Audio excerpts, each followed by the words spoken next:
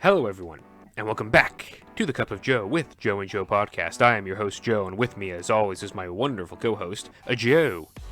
It's time for the Rapid Fire Megasode! Rapid Fire Megasode! Part 3, baby! How did we get here? Hell yeah!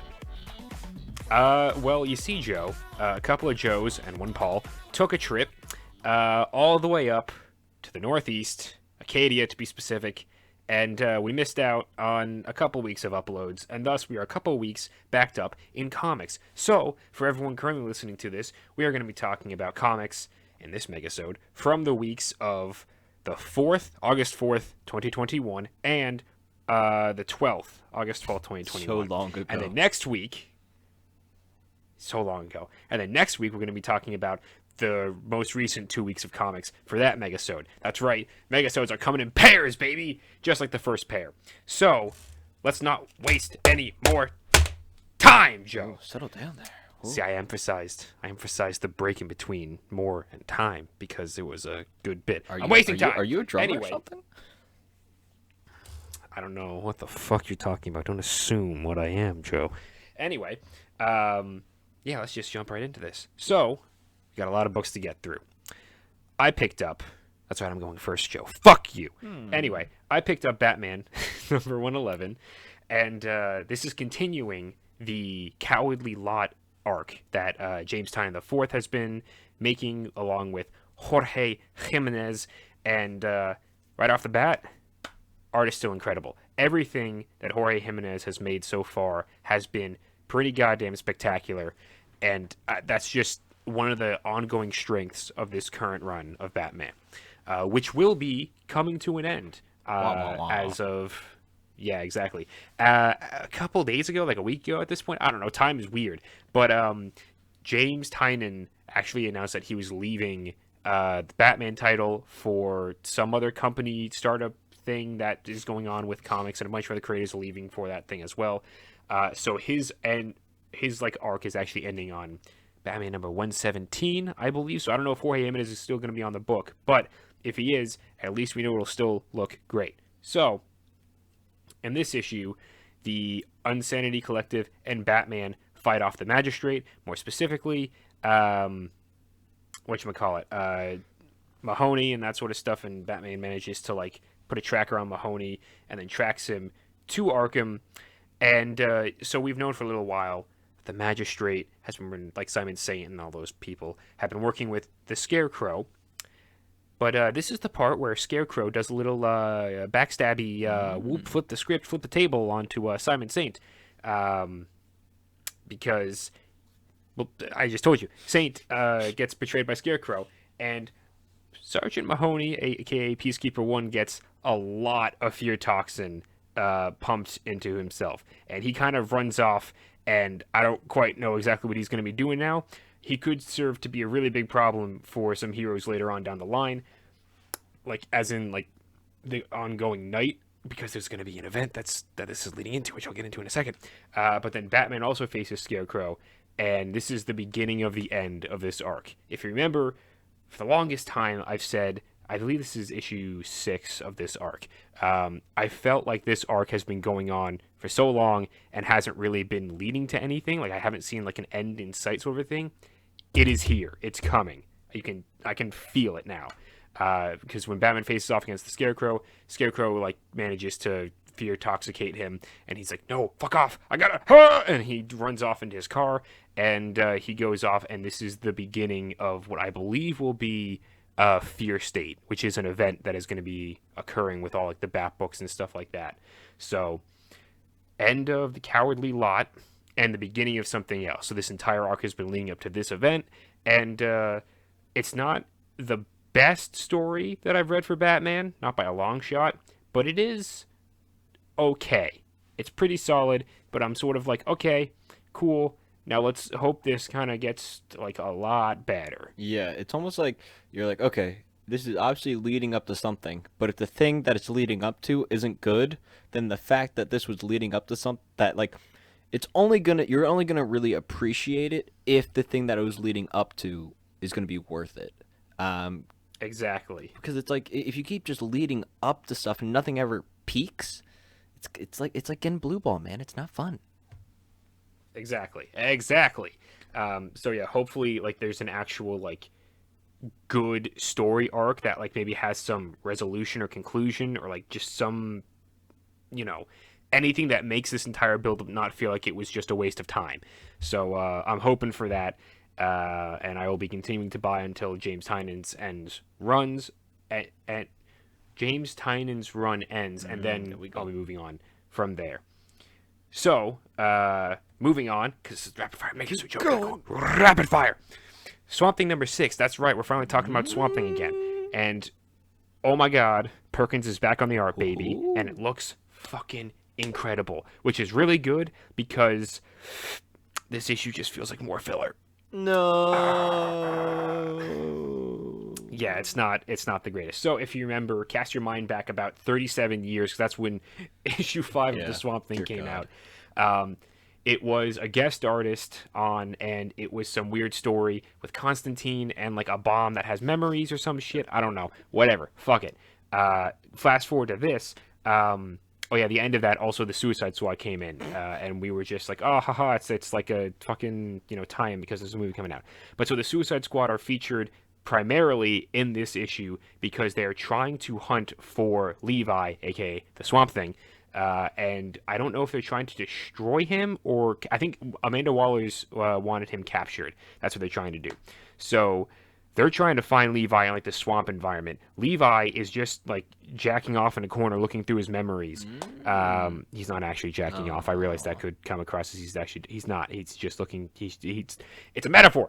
What? And as he's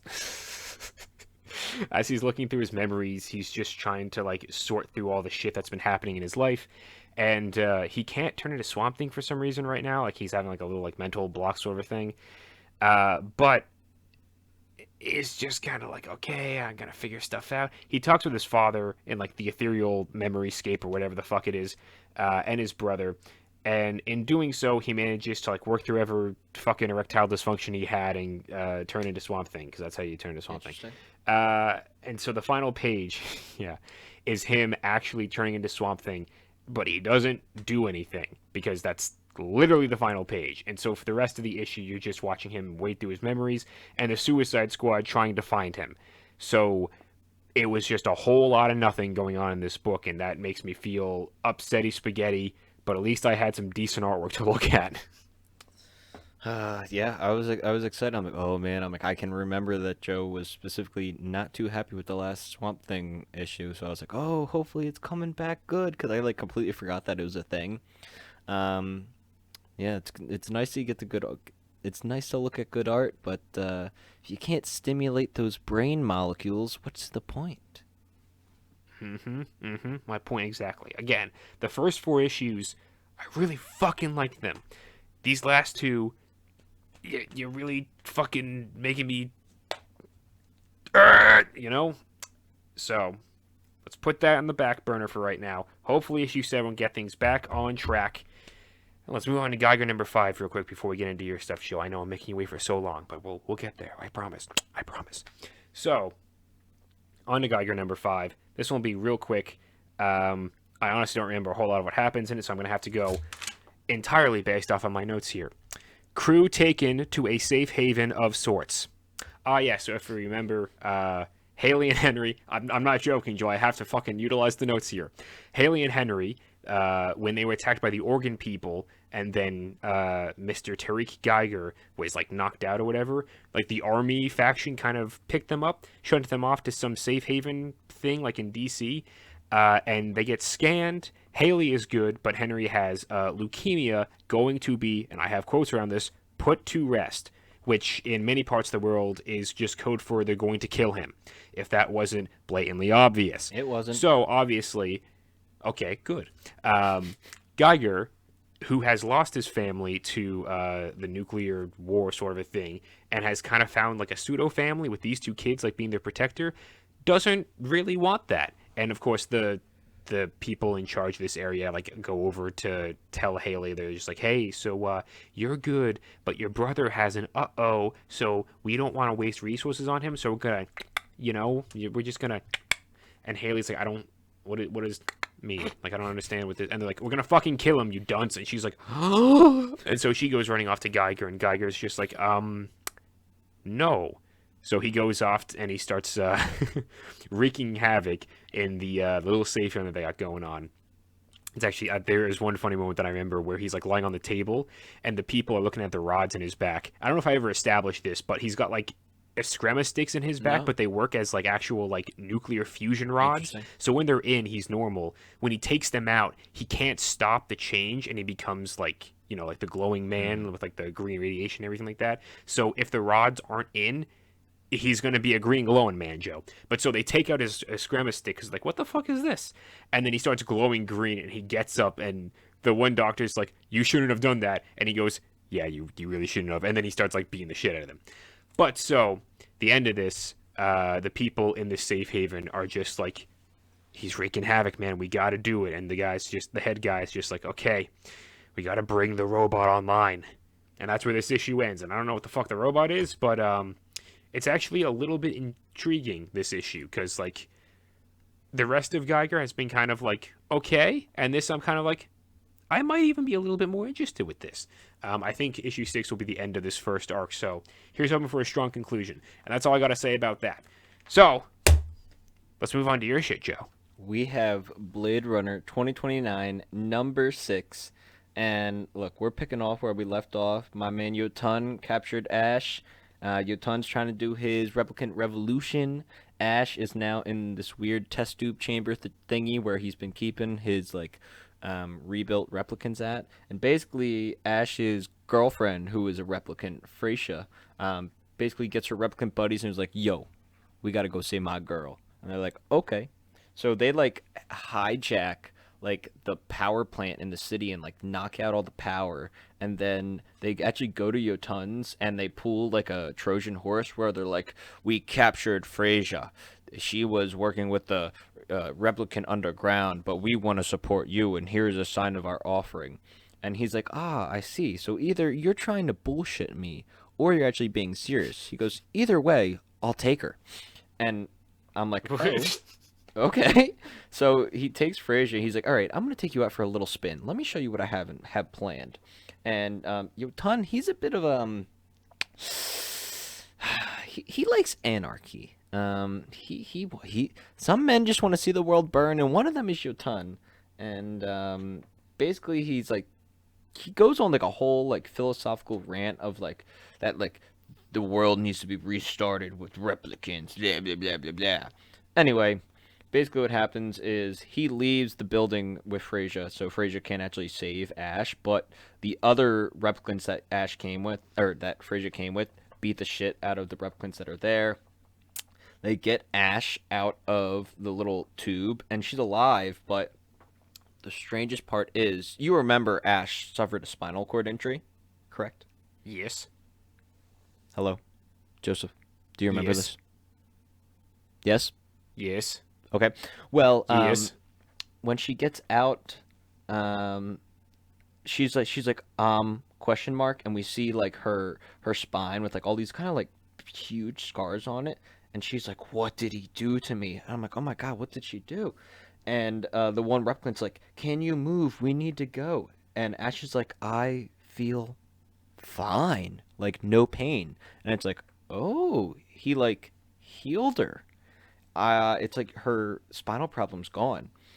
And what ends up happening is that one of the replicants, the good replicants that came to save Ash, ends up getting shot. They get in a patrol cruiser and run away, and they're trying to find out where Yotun and Freyja were going. And I don't know what building it is. It's either the Tyrell Corp building, which I think it is, or it's like one of the police buildings, but it basically just ends with like a full page spread of them arriving at the building saying, I know where he's going. So, pretty cool issue. I enjoy Blade Runner 2029. This one was, the art, still good as always. I could have taken a little bit less of Yotun's philosophical debates, but hey, you get what you give, and it's all good. Solid. Yeah. But I have something else to also talk about. Joseph, did you know Free Comic Book Day was on August 14th? I did. I ended up picking up, I think, a Batman thing, and then what was it? It was Gabriel Piccolo's thing for the upcoming Beast Boy and Raven comic that's coming out, like their little Yeah, it was a little teaser, graphic novel right? thing. Yes. Yeah, I did not pick that up because I want to know nothing.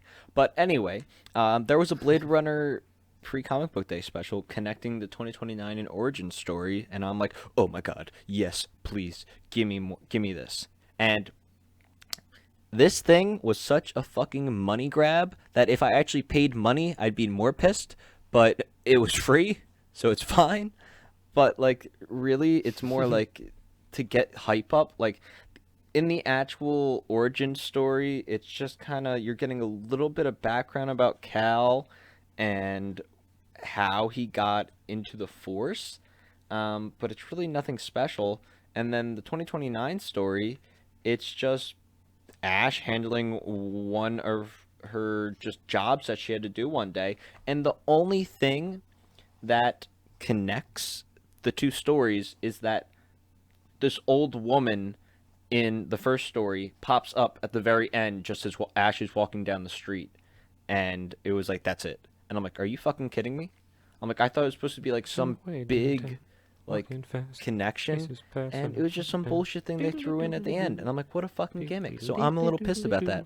Only cool thing though is at the end they had like original character sketches for like Cal and Ash and what he wanted Ash to look like in 2029 and some other characters and origins. So I picked it up, it's fine, but they overhyped this and they pulled the ye old bait and switch. Get ye old bait and switched, motherfucker. Yeah, free comic book day actual comics are never like the actual ones that are free are almost always just like promotional stuff or like an issue 0 for a character just sort of a looked thing. Just being like, hey, get on the ground floor. Like they made it sound so fucking cool. Like, oh, we're connecting the stories. I'm like, oh my god. I'm like, this is gonna be sick. They could do something so cool and connect Ash and Cal in some crazy way. And they're like, they just threw in this old lady at the very end. I'm like, you gotta be fucking kidding me. Glad that you've been disappointed by the advertising of a comic book company, just like so many of us before. Anyway, you have anything else to say about those two? No, but I think we have two stories that we need to talk about that have somewhat a lot of overlap that I was not expecting.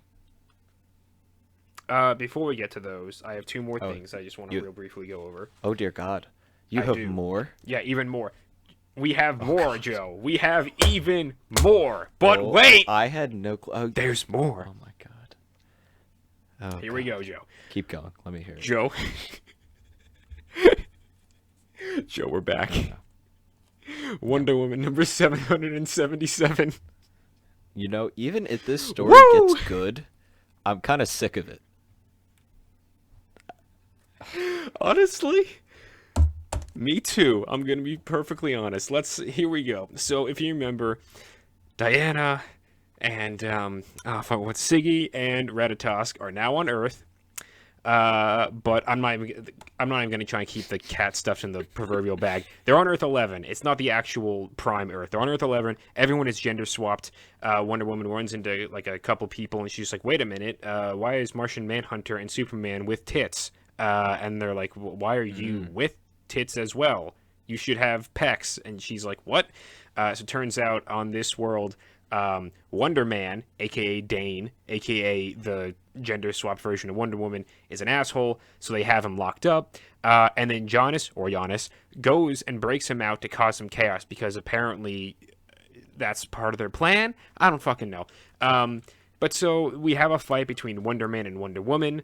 It's just whatever. He doesn't win, obviously. Giannis actually shows up and finally makes contact with Diana and like fights her, which is cool, I guess, kind of, but not really, because then she just is like, haha, I'm evil, and then fucks off through another portal that she makes with the God Scraper. And I'm just like, okay, we got we started off really strong, and we've been getting kind of not so good as this has kind of gone on, and it's kind of like whatever. But so it's just kind of like I don't know what to do with the rest of whatever. so she fucks off through the portal, and Diana is like, okay, I gotta go follow this woman, or God without a gender. I don't fucking know because she can take the form of whatever. And then the rest of the people are just like, you'll always have a friend on Earth 11. And they all share a great big laugh. And Dane is like, fuck all of you, because now Dane is still like being subdued. And they're like, ha ha ha, man is stupid or something. And then I'm like, okay. And then she and Siggy and Ratatosk go off through the portal, and then they end up in some other place, and they're in like Greek togas and stuff, and I'm like, are we back in the Greek world, or is this someplace different? I don't know, but they're jumping around again. They're just at and a frat. It's kind of whack, pretty much. That, honestly, Joe, I wouldn't be surprised. A frat world is basically its own culture, you know, so it's like, whatever. Wonder Woman 778 will be coming out. I'll be picking it up because, honestly, I just want to see the conclusion, what happens to Giannis or Giannis, but it's not good anymore. The first 4 issues were the only good issues, and now it's just kind of like dragging a corpse through the fucking street. I'm like, alright, we gotta fucking end this thing. But I still got one more thing that I really want to talk about real quick, and that is, yep, Miles Morales number 29, Fallout of the Clone Saga. Shift is okay now, if you remember. Shift was like the weird goopy clone that lived, the only one that lived. And I shit you not, he is no longer deteriorating, not because Miles was able to create a cure, but because Miles' baby sister sneezed on him. Seems legit. Yep. That's pretty much the majority of what this issue was. It also focuses on a couple of other things with the like the characters kind of like doing stuff. Like if you remember, Genki and the girl that Miles kind of had a thing with ended up dating at the beginning of the Clone Saga. We never see Genki and this girl interact, and then in this issue, Genki just goes, "Yeah, we broke up," once Miles tells him that he's finally cool with it. And I'm like, okay. And so that just kind of like is brushed away, and a couple other things are like brushed away. I guess they're just retconning shit, just being like, okay, actually we don't care about this, so we're just gonna like bring this back to like a new status quo sort of a thing. That's basically what this entire issue is, because the suit that Miles was using was also torn to shreds. So now he's got a new suit, and I don't really know how I feel about it yet.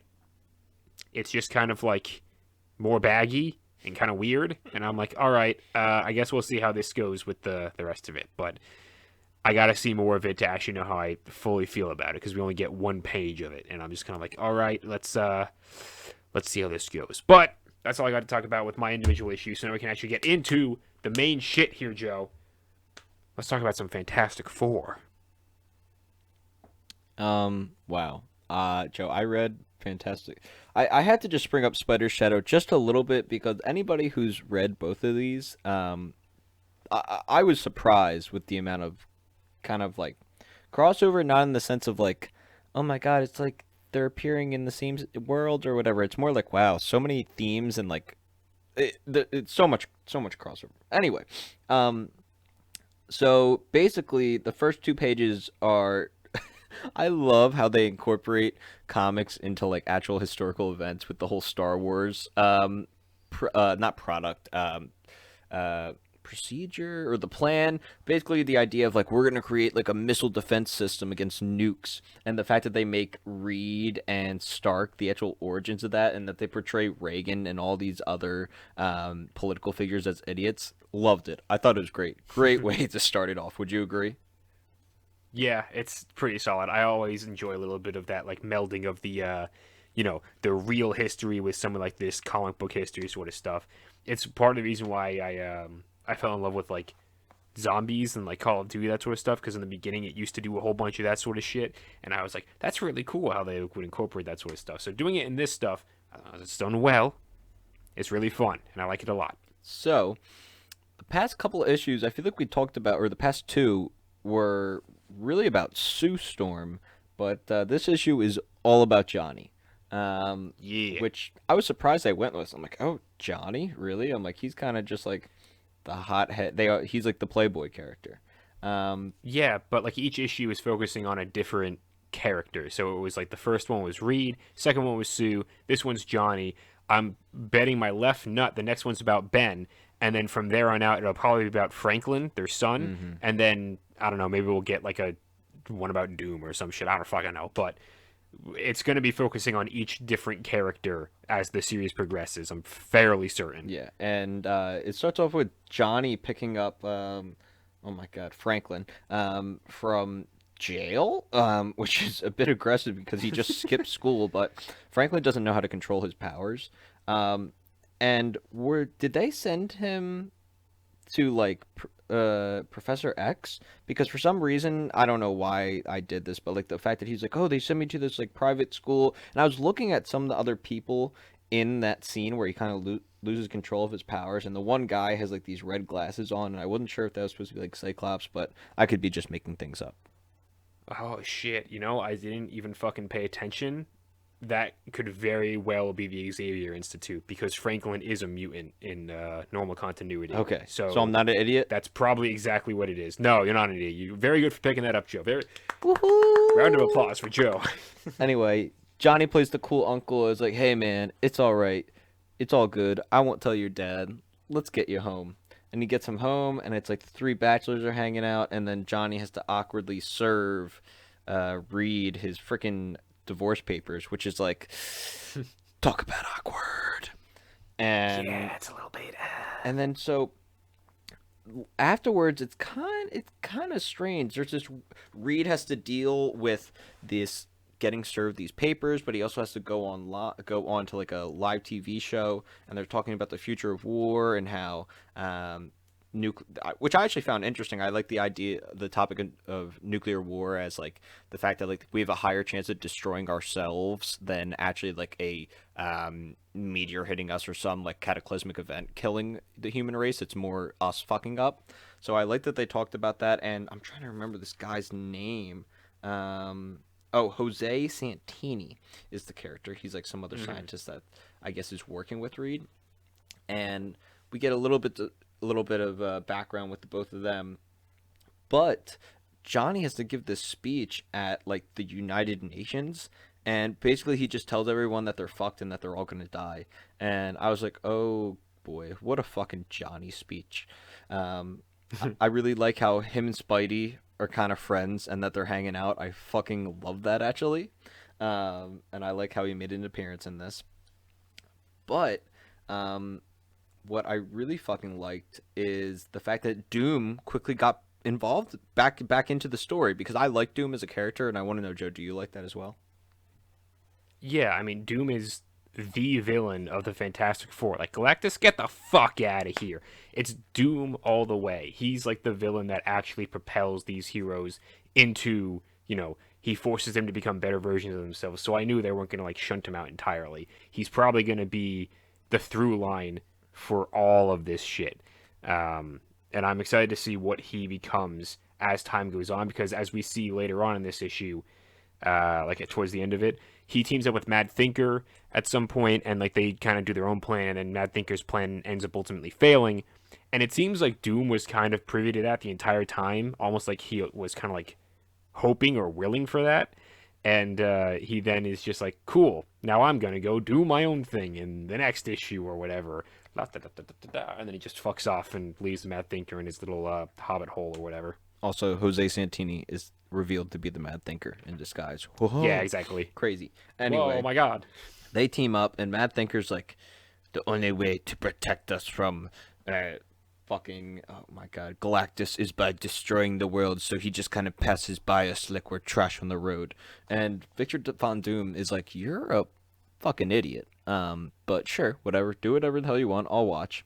And he pretty much sets it all up under the guise of the Star Wars missile defense system, and he causes these computer errors to happen where basically he causes, instead of the Cold War kind of like not resulting in people actually destroying each other, he's like, nope, the computers are gonna fail, they're gonna think they're being attacked, and it's just gonna be result in complete nuclear retaliation. We find out that Namor is a douchebag and wanted to just let Franklin die, and Sue is like, you the dick's good, but you're not good, so fuck off. The Fantastic Four reassemble after a while, and fucking we get some of the Avengers showing up. I gotta say, I love the way Thor looks in this. He looks fucking Hmm. badass with that helmet. Very cool. And Black Suit Spider-Man's in this. So sick. And their goal is to kind of they have to stop the missiles, so that fucking nuclear war doesn't happen, or that nuclear fallout doesn't happen. And what ends up happening is that they miss one and they don't have enough time. And Johnny goes up there and he pulls a fucking Iron Giant and saves the fucking day. And it actually broke my heart. Like, there's one scene where, oh my god, when he is like, he's not dead yet, and he's like, I can't see, and Ben calls him Zippo, and he just ends up falling to the ground. It actually tugged at my fucking heart. Hmm. Yeah, it is. I think the strongest part of this issue is the end of it, where it, like, obviously it's focusing on Johnny and like what's setting up what happens in the world and all that sort of crap. That's all just set up and like world building and shit like that. The heart of this issue is Johnny, who is again the fun uncle, and you see him having to do all the stuff that he doesn't really find too much fun, like giving the speeches and handing the divorce papers to Reed, and then seeing him actually be a hero. And again, his inner running thoughts are stuff like, you know, you have to like you don't want to grow up because growing up is just akin to not being fun anymore. And then at the end when he's just like, I guess I did have to grow up a little, and then I became, a hero, and then died because of it because he absorbed the nuke, and then couldn't see, and then he dies in the arms of his family, being the Fantastic Four, which is, yeah, it does tug at the heartstrings a little bit. It's not like I'm gonna fucking bawl my eyes out, but I was like, it's sad seeing that flame die out. Yeah, yeah, and especially just like the last page being the funeral and hearing all their thoughts and like, um, yeah, it was one of those things where I'm like, wow, I really didn't give a shit about Johnny Storm, but this issue made me actually give a shit about him. So good on them. I really enjoyed this issue. Um, I gotta say, so in this issue, a Fantastic Four member dies, and it's like, okay, we still have a couple more issues left, and there's three of them now. Is Franklin gonna fill in the role for Johnny? Um, I don't know where it's going, but I will say Silver Surfer is going to be in the next one. Yes, he is, as we can see on the cover. So, moving on then to Spider-Man: Spider's Shadow number 5, the conclusion of the first of the rebranded What If series. Again, we have some similarities, some parallels, if you will, between the Fantastic Four Life Story issue and then this. But what you think of this issue overall, Joe? The conclusion to the What If series. I loved it. I think it was very good. Mm. Um, I think all in all, this was a good series. I enjoy it. If it comes out, it will come out in trade, but when it does, I would recommend it to people. I don't hold it as high of a standard as Spider-Man Life Story, but I think it is its own unique thing, and I would recommend it. Yeah, this thing is pretty cool. I like the ending. Hmm. I am. I'm sort of with you, where I'm like, yeah, I like the ending, but honestly, I feel like it's a pretty like wet fart of an ending for me, and it's not like it's bad.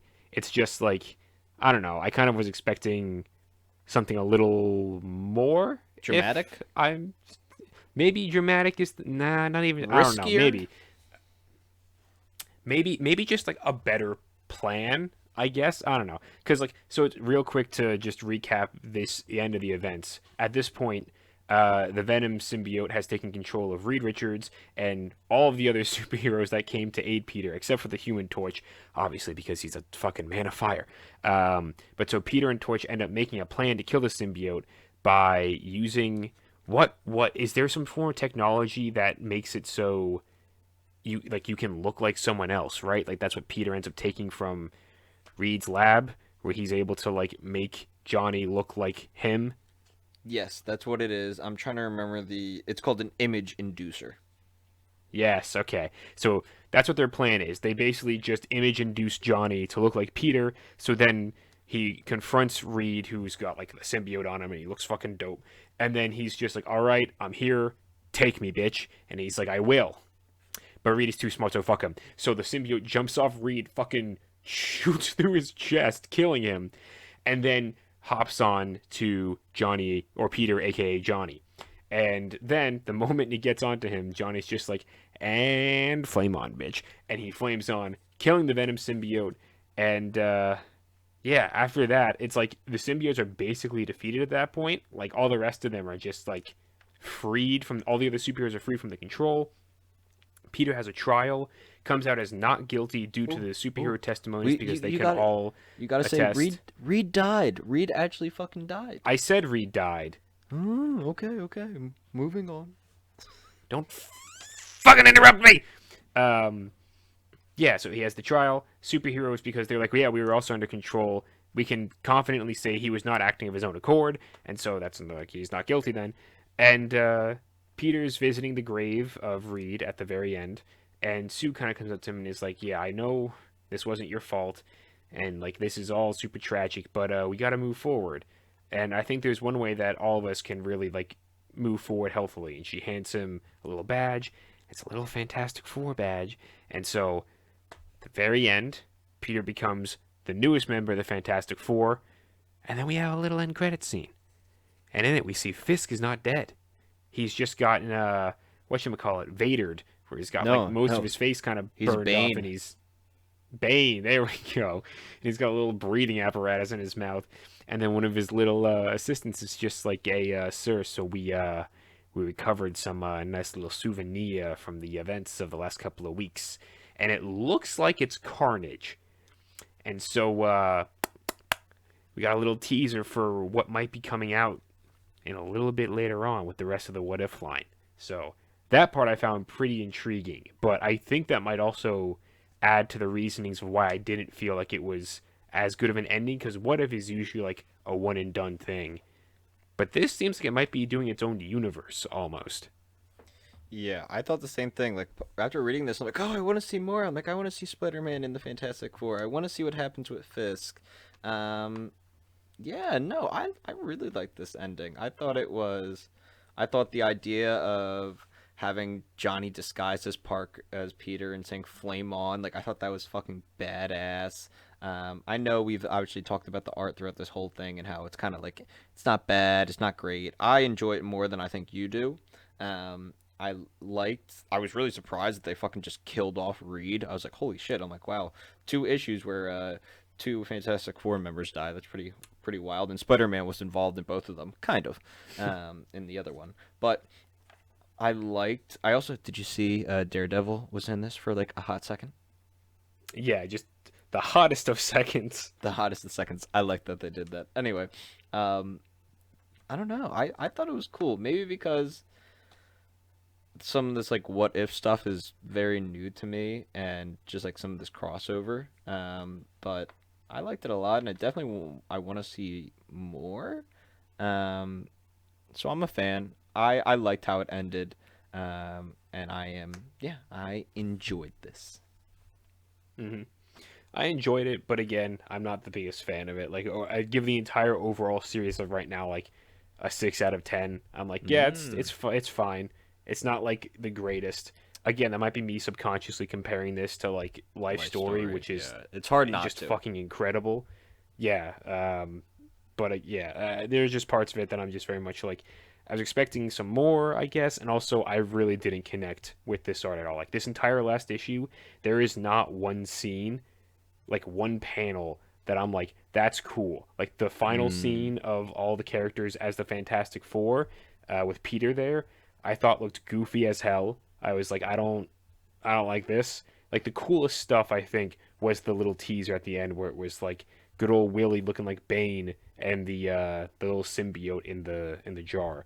And that stuff I was like, that looks kind of cool, but also it's like 2 pages and it's a teaser for something else. So I was just kind of like, I guess disappointed is the word that I'm looking for. This entire series just kind of disappointed me a little bit. I was hoping for like a 9 out of 10, and they gave me like a 6 out of 10, and I'm just kind of like, okay, like it's fine, but it hurt me, Joe.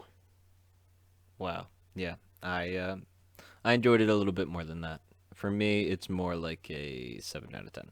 Um, and I think probably because I went in with lower expectations, just thinking, oh, it's just different type of story. But yeah, I enjoyed it. I'm kind of happy it's over though. Like I feel like any more and it just would have been a little too much. So I think they rounded it Yeah, off definitely. perfectly.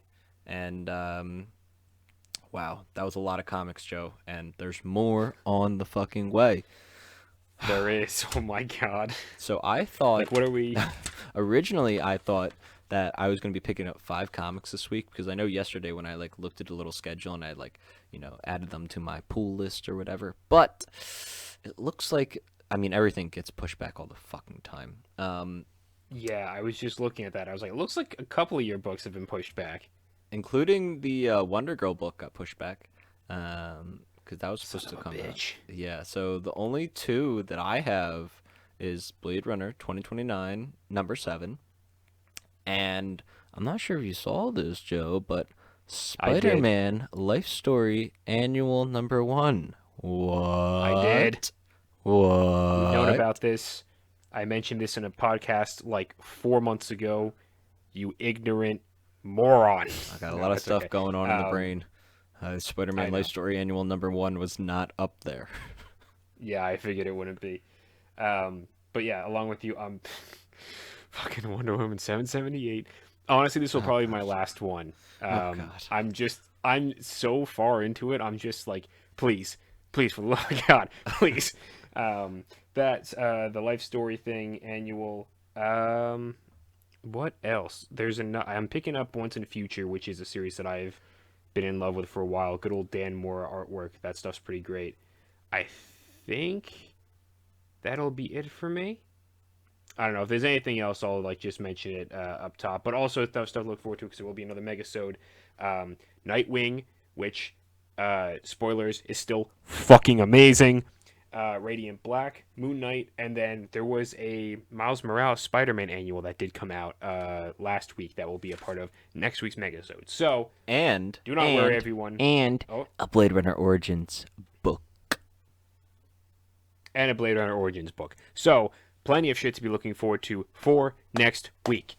With that being said, everyone, that will bring us this episode of the Rapid Fire Megasode to an end. I hope you enjoyed. I hope you were able to follow along with some of the real fucking whack shit that we were talking about. A lot of disappointments, a lot of I was gonna say good shit, but honestly, I don't actually think there was anything that was actually like a real big standout for me with this Megasode. Like Batman was kind of fine, Swamp Thing was not fine, Geiger was fine, Wonder Woman no, Spider Shadow Miles Morales Life Story it's okay. So this Megasode was pretty like it was one of those. Next week though,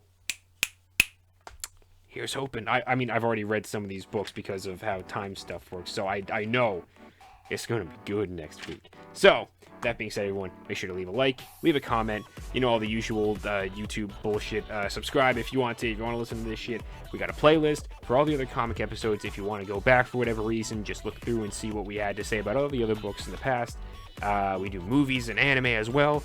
And, all that being said, everyone, we'll love you, we'll leave you, and goodbye.